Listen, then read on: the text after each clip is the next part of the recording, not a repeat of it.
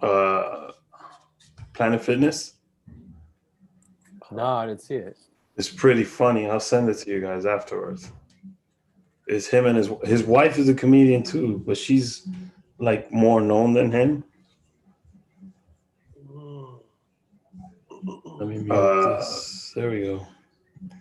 So we are live on YouTube. Crazy, I got a new toy.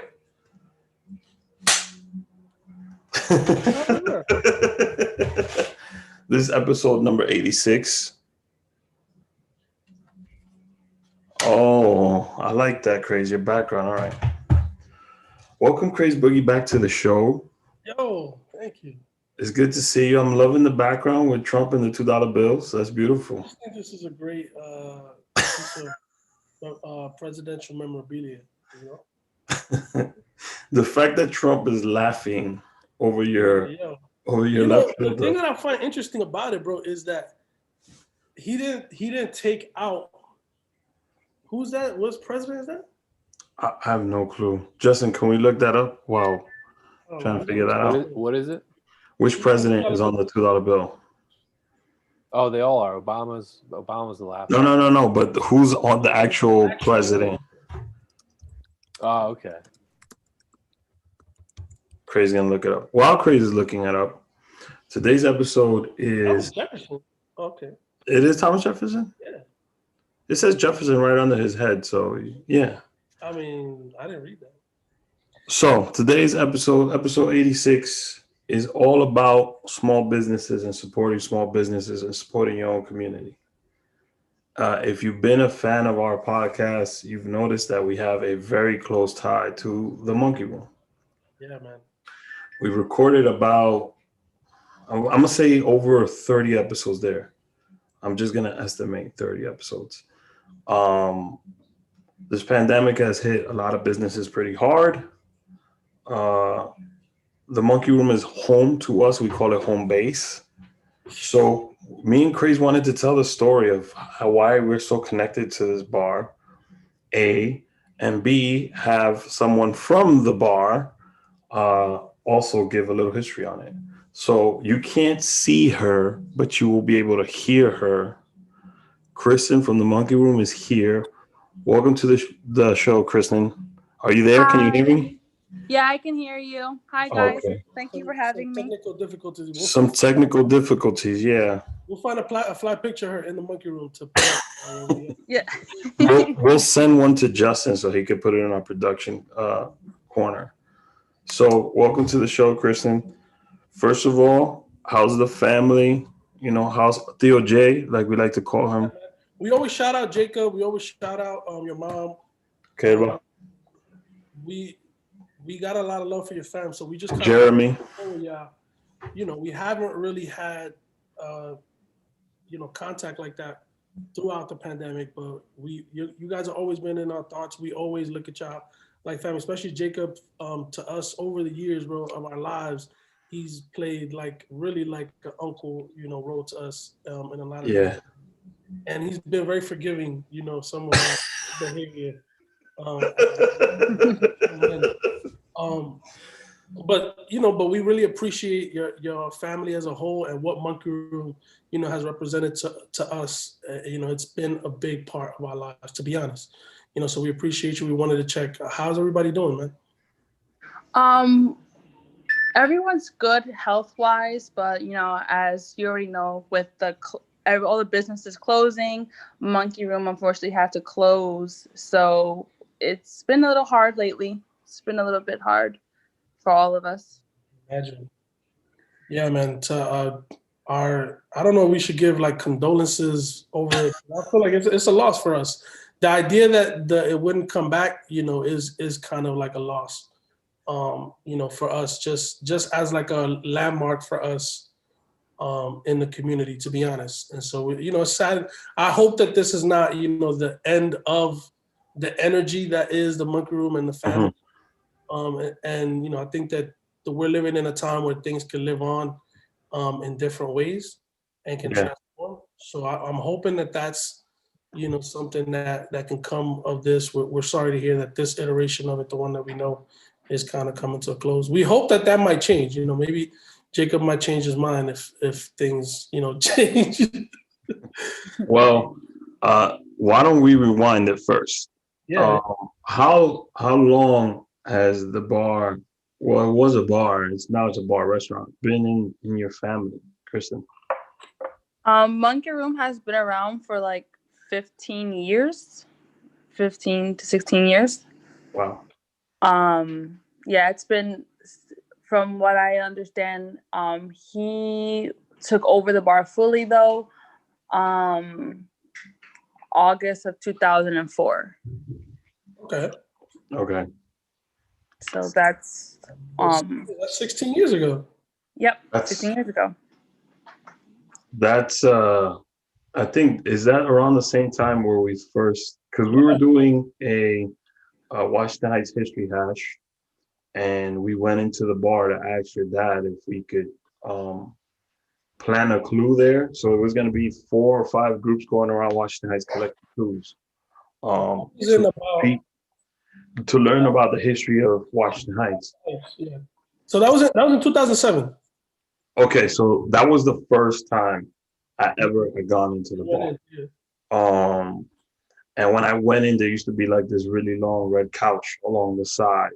Mm-hmm. And your dad said, yeah, we could, people come in, and the clue was, what is the highest natural point of Manhattan, which is the park down the block from where the bar is. Cloisters? No, not the Cloisters. It's before the Monkey Room. It's on 187, 186. I don't know. Oh, the little kids park. Yeah, that park. Yeah. So there's actually a plaque on the floor that says it. This is the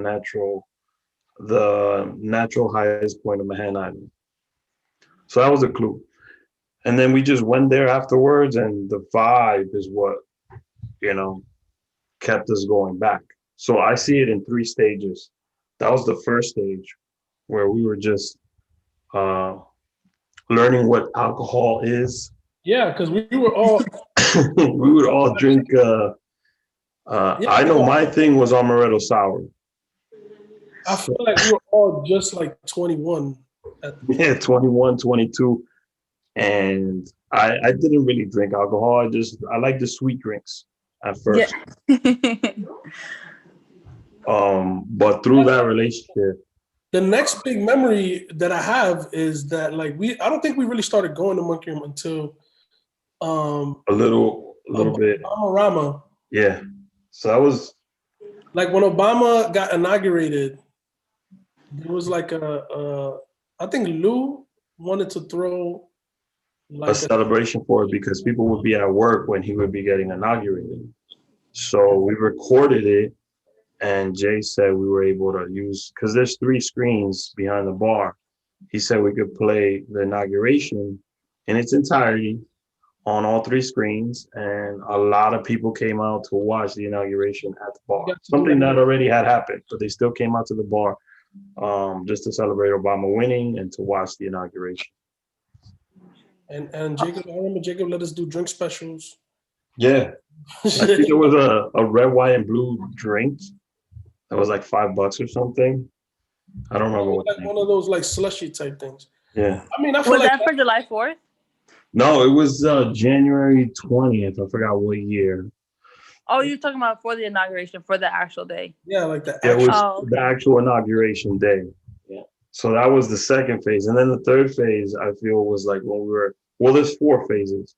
There was one where we actually were going there consistently, and that was our spot. And then the other phase, the last phase, was when we were recording the show. Yeah. But your family has always treated us like family. For real. Has always opened the bar like if it was a home to us. Yo, like a homeless shelter sometimes, because there was times that we didn't even have money to drink, and Jacob's held us down. You know what I'm saying? Like there were times in our early 20s where like, yo, we had to scrape together to get a bucket, and Jacob was just like, yo, don't worry about it. Just forget it, man. So I feel like that's another thing that we have. We always felt safe there. I don't think we ever felt in danger, that much. I think that was always his idea, to make it feel like home for Yeah, everyone. the vibe in Monkey Room was always safety. Like nobody, I never had a feeling. Anytime my friends came from out of town, that's why there's like a big California population that loves Monkey Room, because I had a lot of friends from the West Coast that they would come and visit and stay with me throughout a certain period of my life. And every fucking person that came to visit from California, from LA, like one of the main spots I would take them to was Monkey Room, because I felt like the vibe there really was like a good, chill uptown vibe. Like it was always represented that, for me and I feel like for all of us, for like all of the people that we kind of grew up with. I mean, it's been in Time Out New York. It's been in a couple of publications. But what are some of your favorite memories of the bar Yo, or times that you've spent there? And I got some questions about the bar, Krysten. Maybe. Wait, can you say that one more time? What was the question you asked me? I couldn't hear you. What are Cut off some for a of second. your What are some of your favorite memories of the bar? Well, one of my biggest favorite memories from the bar is, I don't know if you guys, you remember when the bar didn't have a kitchen? Yeah. Yes. So the backyard was just cement, and it was just chill. Yeah, it was chill. People would go back there and smoke cigarettes, and we used to throw a lot of barbecues back there. Yeah. And people from the community would come and throw barbecues back there, and everyone would be eating, and it was a lot of fun. That I really missed that part of, that era of the bar. I would say the most, because I don't know, it always felt like home, because you're like, barbecuing in your backyard. Yeah, it felt more like community. I felt like, I was gonna say we protested the kitchen. First of all, we'll get to the kitchen right now, but the DJ booth was where the kitchen used to be, and there's a table right in front of the DJ booth. That was our certified reserved table. Yeah. We would walk in there, if someone was sitting there, Lou the bouncer would be like, "Yo, can you guys move here?" and give us that table. We sacrificed our table for that kitchen. So I think that table needs to be renamed the Rick H table. I feel like, I got a couple questions. Okay. Who would you say makes the best hookahs? Here we go. Oh, that's hard. I got my favorite, but I mean, I don't know. Sixto Enrique. So, what'd you say? It would be Sixto or Enrique. Yeah, no, I know. That's why I say it's hard. We had a couple other people come through there too. No. But those are the main ones. Those are two heavy hitters right there. Well, I think Sixto makes the best hookahs. Sixto makes really good hookahs too. Yeah. It depends on what time of day you catch them, though. Yeah. Everyone's entitled to an off day. It's okay. Yeah, after 2 a.m., he starts to be a little tired. The second question I had is, who is the merengue shot native to Monkey Room, or was that adopted from somewhere else? No, it was originated in Monkey Room. We came up with it. It's an original Monkey Room drink? Yeah. We actually used to have a bartender named Hector a few years ago. And Hector created the merengue shot. Yo, shout out to Hector, wherever the fuck he is in the universe. Mm-hmm. Shout out to Hector. You mentioned bartender. So over the illustrious career, over the 16 years, and I think I've been going there for 13 to 14 years, who has been your favorite bartender to be behind the bar? I mean, I don't know. We've had a lot of different bartenders. We had Aide, Loli, who else? Lucy. Lola. Yeah. We had a lot. Anne, I think her name was. I feel like Loli was, you know, in terms of Idea was the best bartender think always. so? Yeah, because she would see you and she would say hi, and That's she knew what you I feel wanted. like Loli was like that too. I feel like Loli was very Yeah, but you catch Loli on the wrong day, you might have to wait for your drinks. Like I don't know, she sometimes was happy, sometimes she wasn't. I mean, that's just my personal opinion. She's up there, but I think Idea would see us and she'd be like, "Oh, una cubeta de presidente," that's true. That's true. immediately. I think you're right. Yeah. Enrique's good too, and Patty hooks it up every Oh, time we record. Patty, I was gonna say Takes Patty. care of In everybody. terms of, we haven't known Patty for a long time, because we only really known her since while we've been doing the show. But I feel like she's a really dope bartender. She's really, I feel like when we're there, she definitely, you know, makes us feel like home too. Like she's not, um, even though she doesn't really know us like that, you know. So I feel like she's dope. She's really nice. Yeah. She makes you feel comfortable. That's awesome. Yeah. Yeah. Dope squad. Overall, bro, I feel like we got to shout out Big Lou, you know, like our favorite bouncer there. Yeah. Security.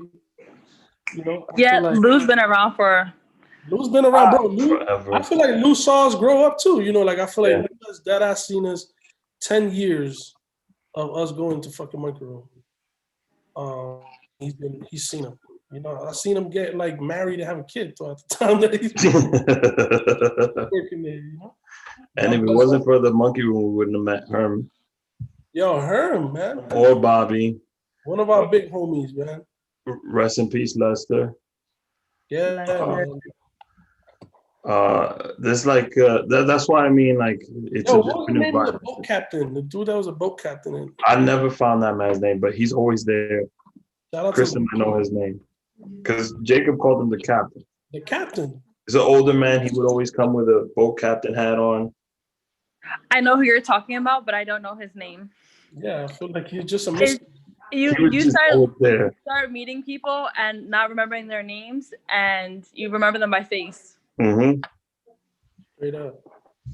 So, what are some? Craze mentioned the shop. What are some drinks and foods or food that you can find at the Monkey Room that the Monkey Room is known We are. I can say while being there, a lot of people order the burgers and the wings. for? Okay. The wings are really big in Monkey, and also the sliders. Well, that's kind of like the burgers. Were really big in Monkey, and then I don't know. We had like a really big array of different kinds of foods because we also had the tacos, and the salmon tacos were really good. I don't know if you ever got to try the tacos. No, I used to order the mozzarella sticks and the quesadillas. Never had a burger, unfortunately. I think I had a wing. The burger was pretty good, and the nachos. Oh, the nachos are good. I that's my favorite. I had some like chorizo nachos. Yeah. Top notch. And the monkey loaded fries too. They were like French fries with chorizo, jalapenos, and the cheese and everything else on top. It was like nachos but with fries. They were really good. Ooh. So, what kind of relationship the monkey have with the community that it serves? I mean, currently it's called Hudson Heights, but that's Washington Heights. Doesn't matter what real estate people change the name to. How has that relationship been like? Well, with the community, I feel like we're really involved with the community because after redoing the back room, we gave a space to the community to, you know, have events and have parties. And, you know, we've hosted for communions and baptisms and birthday parties and like all different types of events. So it was, I feel like we kind of try to we welcome the community as much as possible. And then even when it was like time for sports and we would play the games and people would come in and things like that. So I think we were really involved with the community as much as we could be. So Absolutely. I mean, I feel like for us, we just mentioned like those events that we did. Well, I think that important part that we forgot that we didn't even mention is that you guys opened that up to us for free. You know, we did events at Monkey Room, and we've been blessed with the fact that you guys see us as part of the community. That even people that come from all walks of life from our community that have been on our show, you know, always talk about, yo, this spot is so dope. You know, we didn't know that it was here. It just feels like such a community vibe. And like even in the kind of like the vibe that you would see depending on the time you went to Monkey Room. Because like honestly, if you went to Monkey Room at like 4 or 5 in the afternoon, you might see some dudes that are like teaching in the school down the street. Yeah, like an after work happy hour type of vibe. After work kind of vibe. And then at night, it was just, you know, a bunch of... When Joelito or Rookie showed up, it was completely different atmosphere. Completely different. It was more about dancing. It's more about the hookah. You know, it was very night and day. Like the day crowd was completely different from the night crowd. The day crowd was a lot of our locals, our teachers. Yep. In that, you could see how much of a community place it really was. Like honestly, for me, it felt like it really was a dope community gathering place because of that. Because you had people that are coming off work, you know, work in schools, working in some of the offices in the area, and then are coming to get a drink at Monkey Room. But then the same people are from the community, the parents of the kids, you know, they're going to some of the schools. You know, people from like, let's say the other side of Broadway, you know, that come up, you know, towards Fort Washington at nighttime. I feel like you would see a mix of that, but it was never anything that felt like anybody felt like, oh shit, here's these people coming. You know, it was always felt like everyone knew that this was like a community space, and like that it was chill. That the vibe of Monkey Room was like a neutral, chill zone. You know, and it was always good times. And I feel like we met a lot of people there. You mentioned a couple people that are really Bobby, influential people to us. We met. You know, even Rookie, you know, somebody we knew from before, but we winds up DJing there, and it's like, oh shit, you know, like we would always bump into from our childhood or from you know, like our community life, you know, in DJ Opie. Yo, that's a problem.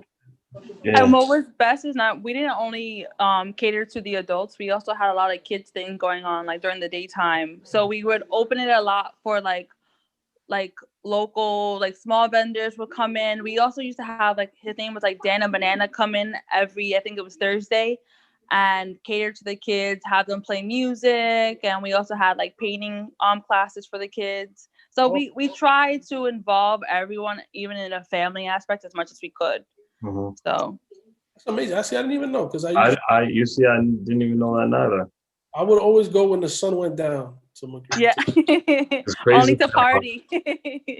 I'm nocturnal. I'm a gotta go live. We mentioned bartenders. Now DJs, there's been a ton of great DJs. Krysten, look. Wait, I'm gonna put her on the spot first. Don't put her on the spot, bro, because I already know. Krysten, give me some DJs that you really enjoy. If you saw them there, you knew it was gonna be a good time. I would have to go with my three mains. I worked very close with Salty. So I love when Salty played. I was close with Rookie and Joelito. So those were my three mains. We also had some other ones both a couple years ago, but I wasn't as close with them as I was with these guys.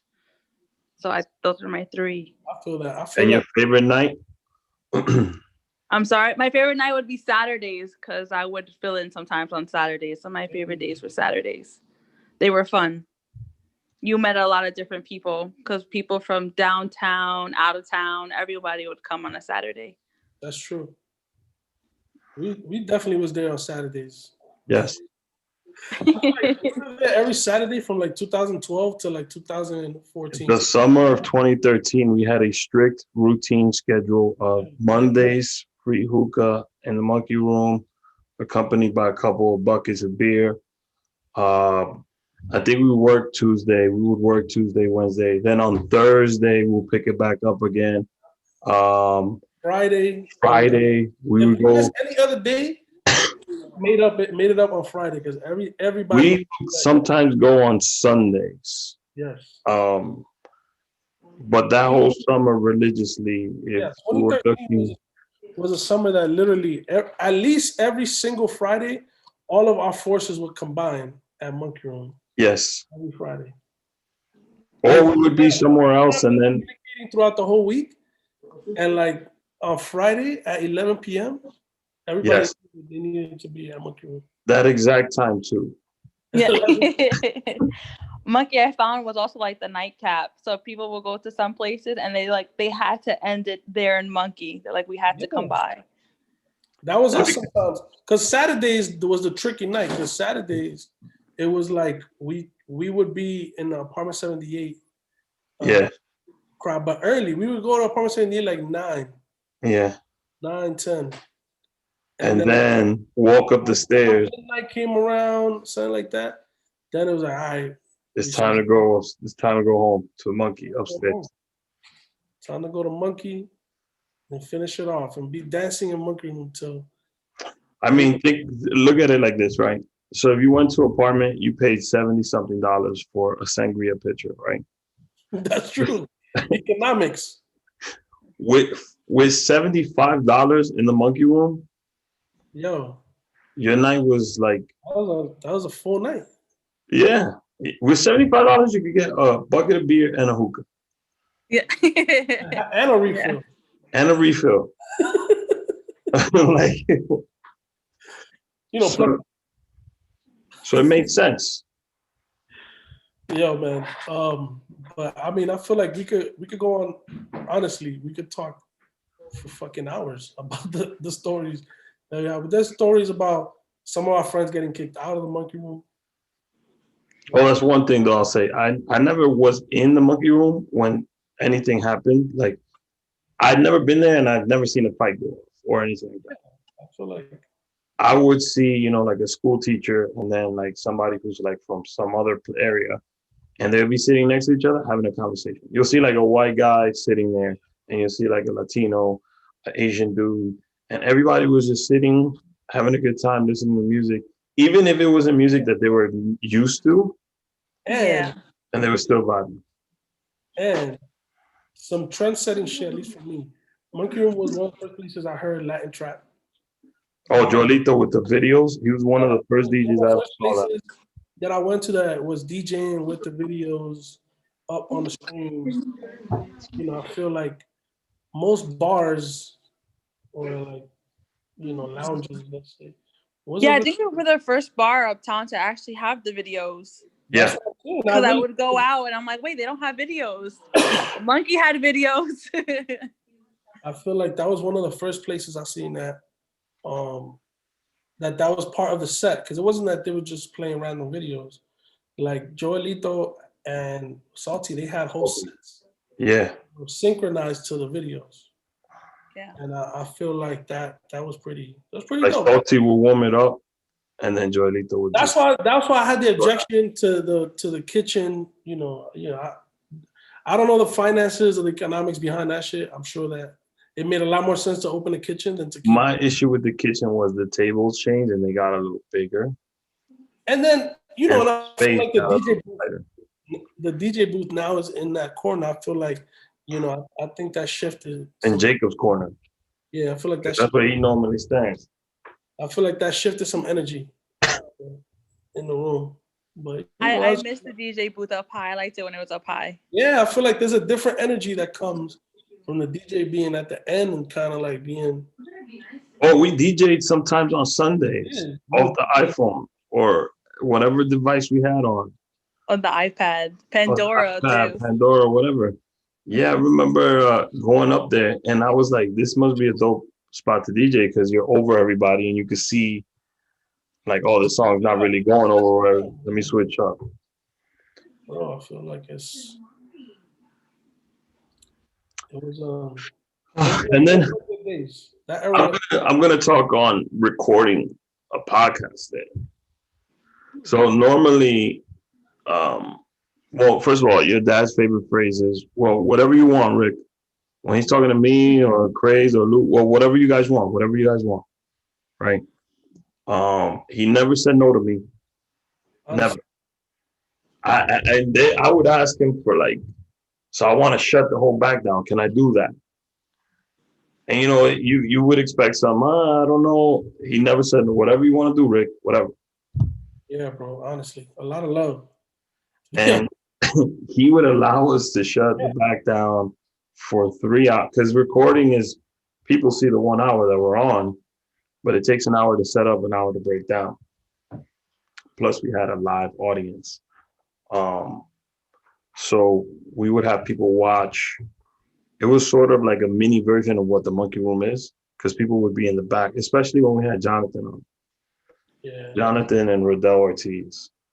You got a glimpse of what the Monkey Room vibe is like, because it was really packed back there, and people were just drinking, enjoying the show, and enjoying the food. So it was a lot of fun recording there. And since COVID, I haven't done a single live episode yet, like in person. So we'll see what happens with that. But kind of miss that vibe. Honestly. But what has the bar been like since COVID hit? The bar since COVID, I feel like many businesses, like how many businesses have been feeling like it's hurting. Well, it was hurting, or it is hurting. Its business has gone down tremendously because, as you guys know, the bus stop is right in front of the bar, so we're unable to have a full blown seated area in front and outdoors. I didn't think about that. Okay. And then we were able in the summertime to have the back room as our outdoor space because the roof is fully retractable, so it was completely open. Mm-hmm. But now that it's cold, we can't use the back anymore. So it's now, and now that there's no indoor seating, we only were depending on deliveries, and it wasn't worth it anymore. It was a little bit hard. So they closed down on Monday. Wow. That's tough. Yeah, man, we can't even imagine. And there's nothing actually. I didn't remember about the bus stop. Because I've seen refried beans that they have a setup outside. So it would be pretty tough for you guys to set anything up outside. Yeah. Yeah, we only got to fit, I think it was about, I want to say 1, 2, 3, 4, like 4, 5 tables that only fit like 2 people on it. So that's all we were able to have with the outdoor seating. Yeah. Wow. Oh man. Well, we're really hoping, like I said, that this doesn't necessarily mean the end of the Monkey Room. We hope that things do improve. Let Jacob know that we definitely have you guys in our thoughts. Thank you so much for just taking out the time just to even come and talk to us and just hear us talk shit about like our favorite memories. But honestly, like we really want to figure out a way that we can support.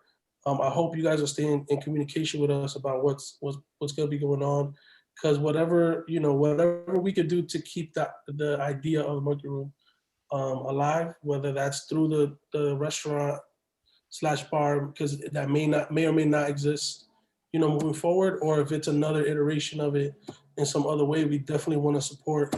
And we will always support anything that your fam does. So thank you so much for joining us, man. Yeah, I must second that. Thank you to Theo Jacob and the entire family, and also the staff, the incredible staff that works there.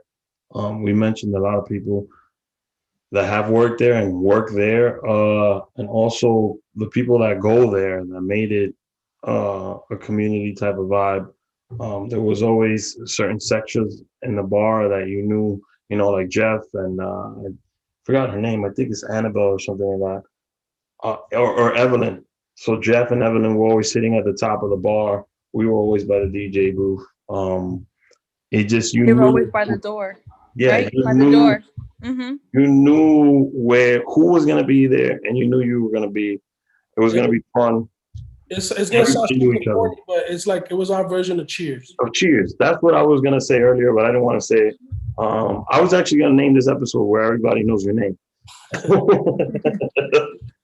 But just a lot of thank you to your family and to the bar. And I just want you to let our listeners know how important it is to support a bar or restaurant in the community from being from that side of the spectrum. Yeah, for it, whether it's Monkey Room or any bar around in the, you know, in the city, it's really important to just, you know, order from there, and whether it's Uber, DoorDash, anything, just pick up something, because the businesses right now are really struggling and they're hurting, and a lot of them are going to be closing if we don't get the support of, you know, the community. So you know, sometimes don't cook at home. As much as people want to say cook at home, don't cook at home. Try to help at least eat out once a week or twice a week, and order from your favorite restaurant, and support the community, and try to keep as many small businesses open and around as long as possible. Absolutely. Absolutely. So I want to thank you for coming onto the show. You survived being on a podcast. Yeah. Hopefully in the future, it'll be a different circumstance. We probably will be back in the Monkey Room. We'll be filming in the back, and we could probably have you guys back on. But thank you for coming on. Thank you to your entire family. And so, what's up to Jeremy, my youngin', Jeremy? Much love to Jeremy. The world's I'll greatest. let him know. That's the best bartender. I changed my answer. That's the best bartender. Jeremy? Jeremy. I don't know, man. I'd rather have Jeremy just chilling. I'll let Krysten actually is pretty good. Yeah. Don't switch it up now. But thank you guys for always supporting us. We really appreciate it, and hopefully, you know, things change and we can open back up. Absolutely. Thanks again so much, man. Thanks again so much. Bye, guys. Have a good night. You too. Craze. Hold on. There you go. Okay. So I just wanted to trade stories with Craze before we finish this episode up. I didn't want to drag Krysten for another hour. Just to show people how important it is, what the relationship was with the bar. I mean, behind me, look, you'll see when it changes. So if you look at our website, you'll see a lot of the photos that we took, and a lot of people and guests that we brought on to the bar. It's been home away from home. Like even what Krysten was saying, which is, it may not be Monkey Room for you. It may be it may be a bodega. It may be a restaurant, the mom and pop, shop that sells fucking CDs. Whatever small business that means a lot to you that's in your community. I hope they're not selling CDs doing this. You know what I'm saying? Like, there's some people buy fucking CDs. I don't know. You had a whole collection of fucking CDs and DVDs. So I don't know. I never collected that bullshit. Before it went digital, but yeah. I've always been Bobby Digital. You know what I'm saying? If it's your favorite local pizzeria, whatever, man, just support them. Just understand that what we're trying to bring to the forefront is we invited Krysten. We wanted to talk to her. Rick and I had this conversation. He asked me, we had a conversation where he asked me, like, yo, I want to do something to support the local businesses. I want to do, something to support, businesses just in our community. And the conversation kind of went towards that. So like, yo, let's start with a business that means a lot to us, and that we know. Mm-hmm. And that is like, we could speak firsthand as to why this business, is an important part for us. To becoming who we are, and how even in this podcast, like they Monkey Room has played a huge fucking part in the success of this podcast. Part of the reason why we won the Lamb Podcast Award. Sorry to go off, but we were one of the first podcast to do a live shoot like that and do video and audio. And the space played a big part in that.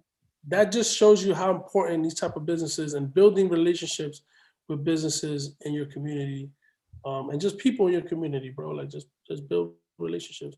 I know you live in the suburbs now, so I don't know what kind of relationship you got out there. So I'm gonna say this. I'm gonna open up this platform, our podcast. If there is a business owner, a small business owner that would like to be on the podcast or that would like to promote their business, send me an email at the Rick H Show, therickashow@gmail.com, or send us a direct message and we'll set that up. Yo, I want you to change your energy, man. Like I know we talking about It's just because she's like it's hitting. I know it's sad, but your energy right now, I don't like this. I'm sorry. So if you are a Like business owner, all right, I'll do it again. If you are a business owner, Ricky Robot, if you're a small business owner and you would want to promote your business with us, you got a small business and you want to get some traffic, you want to have a platform, even if you just want to practice. we will not charge you. Just talk to us. We Talk to us. Small businesses. We want to help you. Maybe we could do another episode, bro, where we just do maybe 2 or 3 small businesses. That might not be a bad idea. Yes. So just the email. Jimmy truck. We gotta hit up the Jimmy truck. Jimmy truck, yeah. I mean, Craze got something coming for Uptown Live. Talk about that. But any small business, it could be if you're a barbershop, whatever it is. Your favorite meme page on Instagram. Yeah. Your favorite OnlyFans. Just support them. Support them. Next episode, we will have the veteran stand-up comedian Ari Spears and his co-host Andy Steinberg. Oh. Next Tuesday, we will do a cross. And Andy? And Andy. Aries and Andy's. Aries and Andy's. I want to say Merry Christmas, Happy Hanukkah. Hold on, before you sign up, I'm not signing out. Did you watch the movie Tenet? I saw a piece of it. I haven't seen the whole thing. I mean, it's hard to watch television, but I love. Nah, I didn't see it. Where did you see it at? And did you rent it? It's bugged out. You got to see it. So you could you could watch it on Amazon. Like I think you got to rent it though. I kind of felt like I was watching. What's the name of the movie with Leo? Inception. I mean, it feels like a little. It has that vibe, but it's a different type of trip. I haven't really watched a lot of stuff. Like I tried to watch. I saw the whole Selena thing. I think we spoke about that one time. I saw the whole Selena on Netflix. I thought it was okay. It was pretty good. I've seen The Vow on HBO Max, the documentary on the sex cult. That's a good one. There's a documentary that I haven't watched yet that is about the photographer Peter Souza. He was a photographer in the White House for a very long time. Yeah. And it's called The Way I See It. And he talks about the difference between, a president like Trump and a president like Obama. That I see that is pretty good, but I haven't watched it yet. So I don't want people to be like, "I watched it, wasn't good." But there's a lot of things I want to watch. I just haven't gotten around to watching it. I saw Saved by the Bell, and that is trash. So wait, Saved by the Bell? Yes. There's a movie? So there's a remake that's on the Peacock network. And the Peacock network is NBC's streaming service. So AC Slater is a gym teacher. Zach Morris is the governor of California. And he married Kelly Kapowski. And Kelly and Zach have a son named Mac Morris. And Mac is just like Zach. And then, what's this girl's name? Mac Morris. Jessie Spano. Jessie Spano's like a famous lawyer, I think, or something like that. And she has a kid that goes to Bayside. And supposedly Zach messes up the budget and all these schools have to end up now going to Bayside. Like he loses $50 billion or $1 million of the school's budget or whatever. and they all have to merge and go into Bayside. It's not good. Terrible remake. That sounds terrible. Bayside Queens. Bayside Queens? No, it's not Bayside. Bayside High School in the show is based in Los Angeles. Where was it originally based? It is based in Los Angeles, in California. I'm from Bayside Queens, so I know about it. The original Saved by the Bell, Good Morning, Miss Bliss. Where was it located? I think it's in California. Yeah, bro. It was in Indiana. Really? Because the show was called Good Morning, Miss Bliss originally. Yeah, originally it was Good Morning, Miss Bliss, and then for the first season, and then they rebranded it as Saved by the Bell, and made Zach the main character, because originally the main character is Miss Bliss. Like they shoot most of the shit in the classroom, in her classroom and in her crib. And they ended up getting rid of that actress. Yeah, basically they rewrote the whole shit to make Zach the main character. And they moved it to Los Angeles. They moved it to fucking California. That show, the remake is not good. I watched something with Jessica recently. Did you see the trailer for that Coming to America Part 2? Yes, I did. I'm very excited. I'm excited about it. I think it's going to suck, but I'm excited. It might not be great, but the fact that Eddie and Arsenio are doing so many characters and they brought Sexual Chocolate back. Yeah. And the barbershop. It has a potential to be good. The barbershop scene in that trailer is the best part. I think they're going to make a twist on it and make it a girl, though. Like his daughter. I have a feeling that's, plus I like the fact that you get to see, what's the name of the country that the country's from? Zamunda. You get to see Zamunda, like really see it from the beginning of it. And then you see it, James Earl Jones in the trailer. I think it's good that they brought everybody back, but let's see. It's on Amazon. It was going to be a Paramount release, so there's a lot of money invested into that film, and Amazon bought it. So I'm trying to think. I watched the show recently. I saw the Queen's Gambit. That's what it was. The Queen's Gambit. Everybody was saying, "Oh, this is the greatest show ever," right? I saw the show. It's pretty good. What I like about it is the timepiece, the sets, the costume design. Yeah, the cinematography was beautifully done. That show, the way it looks is fantastic. But the story, I don't feel the story is that strong. It's a dope story, bro. She's a fucking chess genius, and it was a real story. It's not a real story, actually. Isn't it? No, it's a made-up story. I think also because you see it and you think like it's one of these. Then it is a pretty good movie, nigga, because I believe the shit. I mean, it's a real story, bro. Are you serious? I'm gonna look that shit up right now. It's a really good show. I really liked it. The hype. Yeah, I expected, because people were saying that's the greatest show they had ever seen. I was like, well, slow that down. But it's good. I like it a lot. I really like the costume designs. You're right, bro. It's a fictional. It's based on a novel. And it follows. It says the story is based on a single individual, certainly grounded in history. Basically, yeah, there's like a person that it was based on, but the story itself was made up.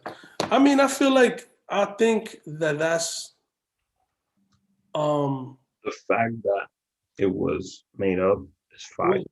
It's fire. That's what I'm trying to say. I feel like it makes it a dope movie. I mean, show. What's some other shit that I was watching recently? I mean, I think we should give a couple more things to watch, because people might be locked up for a while now. Wonder Woman is coming out on Christmas Day, and if you have HBO Max, you're gonna be able to see it right away. Oh, Your Honor. Wait, what's on HBO Max? That's on Showtime. I want to see that. That's with Very good. I mean, it has Walter White. Anything that man does is pretty good. Very good. The Flight Attendant on HBO Max is pretty good. I saw that show. Which I liked it. The Flight Attendant. That was pretty good too. I didn't think I was gonna like it, but it was good. The Undoing was fantastic. The Wilds. I have not seen that. It's on That's Amazon. on Amazon. I saw like Very good. Very good show. damn. You become a critic. Should have been on last week when we had Clayton. I told you to let me know. But Clayton, they basically watch the film and then they go and record and critique the movie. I think maybe I should start doing that because I watch every I fucking. think maybe you should do it for shows. Yeah, that's what I'm saying. I'm gonna link up with Ikazu. He's like the type of dude that watches a lot of shit. He does, yeah. I'm trying to see. Oh, what about the Schultz Saves America? Andrew Schultz. Which one? Schultz Saves America. He did a special, like a comedy special. Nah, I haven't been watching. So I don't think people are funny anymore like that when it comes to comedy specials. Okay, I haven't watched any really funny shit in a long time. I got something for people to watch. It's called Big Mouse. It's a cartoon. Yes, it's a cartoon, I don't like that. but it's hilarious. I think it's kind of whack, bro, to be honest. I love it. Nick Kroll is a genius. There's like a lot of things that I dislike. Love it. There's Klaus, the cartoon movie about how Santa Claus became about on Netflix. It's pretty good. Bro, I'm gonna tell you this. Anytime anybody, this is a new rule that I've established for myself. Anytime people start bringing up this whole Christmas Santa Claus shit, I'm gonna challenge that shit. Like, yo, stop talking to me about fucking Santa Claus, bro. That shit don't got nothing to do with nothing. Right. I rewatched The Grinch with Jim Carrey in it. I haven't seen it in like 5 years. Bro, the shit is this, man. I'm tired of fucking Christmas, man. Why? Because what the fuck is Christmas? You know what I'm saying? Like, what is it we celebrating? The birth of Jesus Christ. No, it's not. That shit don't got nothing to do with Santa or reindeer. Jesus. Or Christmas trees or tinsel or fucking glass balls that you hang from the shit. That shit don't got nothing to do with Jesus Christ. What the fuck is all that shit then? I think you should watch The Christmas Yeah, Carol. you gotta water the tree to keep it alive. It's Yep. bullshit. What is that about? Is that some pagan shit, Justin? That is pagan, yeah. That's what I'm trying to say. That shit don't got nothing to do with the birth of Jesus Christ. It's just a bunch of made up shit to make you buy shit, bro. So you don't love A Christmas tree, Christ? the tree is a triangle, and you Only put thing I like presents about under it. Christmas is fucking eggnog, pernil, and coquito. That's it. Damn. So you are Scrooge. Or Ebenezer Craze. Christmas sweaters. I fuck with Christmas sweaters. Ebenezer. Your Instagram name should be Ebenezer Craze Ebenezer Craze. for this time of year. I'm gonna change it. Listen, Ebenezer Craze. I do not like Christmas. I don't think. I mean, it's cool for kids, like, but I also feel like the whole idea that niggas get like offended because you fucking broke the sanctity of Santa Claus. Like, bro, who the fuck is that nigga? You feel me? Like, niggas like, oh, don't tell kids that Santa's not real. Who the fuck is Santa Claus? Why am I protecting Santa Claus' fucking identity? So there's 3 people in the history of Christmas that are anti-Christmas. And they go in this order. Number 3 is Ebenezer Scrooge. Number 2 is The Grinch. And number 1 is BX Craze. So Ebenezer Craze. Ebenezer. Justin, do you understand what I'm trying to say? Even The Grinch and Ebenezer understand. Scrooge eventually come around to the thought of Christmas.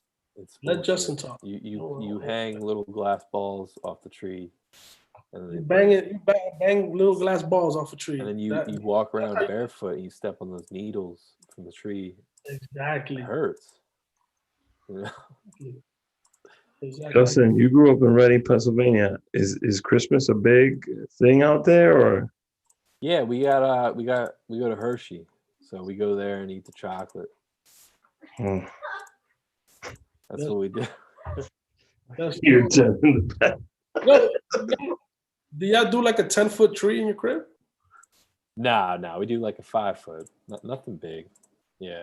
But you chop the tree down yourself, right, Justin? Yeah, that's the only thing. You don't pay for it. You go and cut it down. because you know it grows out of the ground. Why would you pay for a tree? What about the ornaments? Do you custom create ornaments? Yeah, you make the ornaments out of popsicle sticks and tin foil with popcorn. All right, custom Christmas next year in this household. I'm gonna be real with you. That doesn't sound like a bad Christmas. You know, you're doing dope shit. That's how you do. Yeah, you know, you do it yourself, not buy shit. Damn, so It's we're just gonna need a another holiday. picture of Justin by his Christmas tree when he was a young kid in Reading, Pennsylvania. Oh yeah, I gotta bring that Oh, out. Justin, I'm coming to your parents' crib for Christmas. What's up? Yo, come out. We're out here. Yeah, are you out there now? No, we're going out there this week. We're going out there in 2 days. We'll leave Christmas Eve. What other Christmas activities do you? Well, Jen's Puerto Rican, right? No, she's Colombian. Oh, I thought she was Puerto Rican. What? Yeah. Oh, Jess is Puerto Rican. Mhm. Jen, But yeah, we're doing that. Yeah, we've been going away every Christmas. So we're staying home this year. Damn. That must be nice. I'll be sitting by myself. Colorado. We went to Colorado. That's nice. Yo, Oh, I remember that trip. Yeah, Colorado. fun trip. Mail all the weed back in the post office. Yo, I want to go to Colorado, man. I haven't been out You there. should. I mean, go up there, but they don't have service up in those mountains. You know, Oh. so if you see a bear, you know. But you're used to all that shit, right, Justin? Watch I mean, out. you're from the Yeah, woods. but I didn't have a gun up there. I don't have no guns in Colorado. That's true. Have you wrestled the bear? Nah, I didn't wrestle no bear. I picture Justin. Thing, bro. I picture Justin in like I don't think you plaid, could do a bear. a plaid red plaid shirt He definitely had that shit. Oh yeah, I got that. with some freaking Canadian snow boots, wrestling a bear in the middle Red of the Wings. woods. I got the Red Wings. That's what I wear. Messing with the Bears, yeah. With his custom axe with the JT on it. I don't think Justin wrestles bears, bro. That shit doesn't make sense. Yo, I'd eat some bear. I had bear meat before. That's You really had good. bear meat? You've had bear meat? Bear This meat, yeah. I've had, It's man on the tough. planet. I've had buffalo, and I'm gonna be real with you. Buffalo's good, yeah. You know, I feel like it was like beef. What about pheasant? Is it pheasant? It's rough. What is Bird? what does bear taste like, man? Is it gamey? Yeah, it's like thick, Oh, gross. big old. I don't even thick like duck. piece of meat. Because they got a lot of muscle, bro. Yeah, a little bit of hair in there, you know, Oof. mouthful of hair with the thick meat. If you guys don't know Justin Treese, please, the most interesting man in the freaking planet. He's always behind the camera, man. The most interesting man in Pennsylvania. We need to, Yeah, Justin, we got to do another episode with you on it. We do. We need to be in person. Yeah. Yo, I want to do an episode in the woods, man. In In the woods, yeah. Honestly, That would be fun. like I want By to a campfire? where you teach us how to shoot a gun. Yeah, I'll do that. I'll bring my musket out. And you pack it with a rod, put the ball in there. I'm with that. You got a Civil War rifle I got a with the bayonet? bazooka, yeah. From which side? The good side. Oh, okay, good. What is the good side according to you? The good side. The side that won. The side, not the side that pretends they won. Yeah. Yo, I always wanted to go to like Sides. reenactments. What? I always wanted to go to like a reenactment. You ever Gettysburg. Yeah, I've been to Gettysburg. That shit's fire. Damn. Yeah. A lot of people died there. That's in Pennsylvania. Yeah. Lots of history there. The bell, Liberty Bell. Is it Well, there? well, Philly. I've never been to Philly, and I want to go to Philly. I love Philly, man. I've been there a bunch Yeah. of times. I was just in Philly right before the pandemic. The World Traveler, Craze Boogie. It was for work, actually. Philly has a really dope little downtown. actually. And the crazy shit is that they're right across from like Camden. So like, Yeah, it's nice, like Cherry Hill, that area. Yeah, bro, it's nice. So Yeah, nice. you go to East 7th Street and ask for Jimmy, and then you have a good time. Damn, I'm gonna ask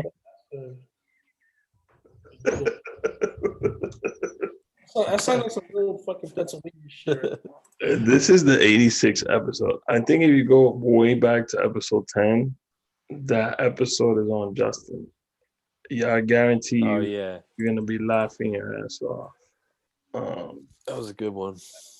That was with Proper 12. Yeah, that's also the episode where Rob, who was a guest host that day, drank we shot 2 episodes, and that was the second one that we were shooting that day. And Rob had drank like 4 6-packs of Coronas. So in the middle of Justin's interview, he had to use the bathroom, and you could actually hear him peeing in the background. That's great. You keep that Beginning. audio. I do have. I put up the video like 3 weeks ago. Damn, man. I'm sad the monkey was closed down.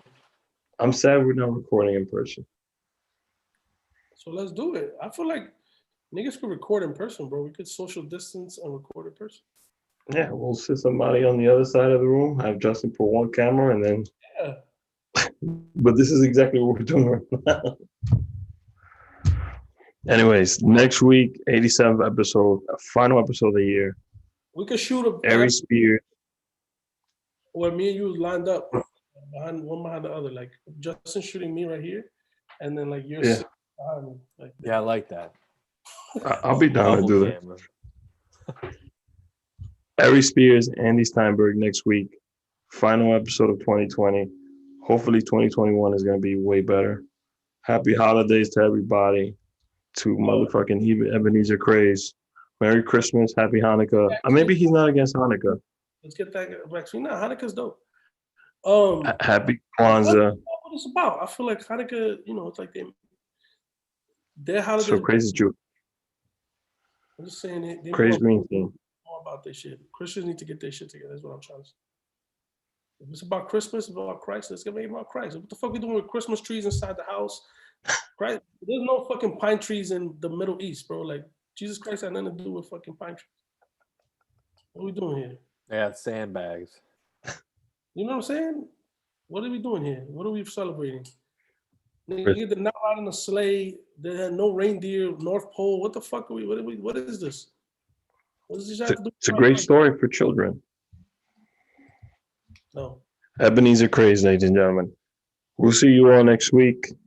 Support your small local businesses. If you do have a small business and you want to promote it, you want to be on the show, send us a message.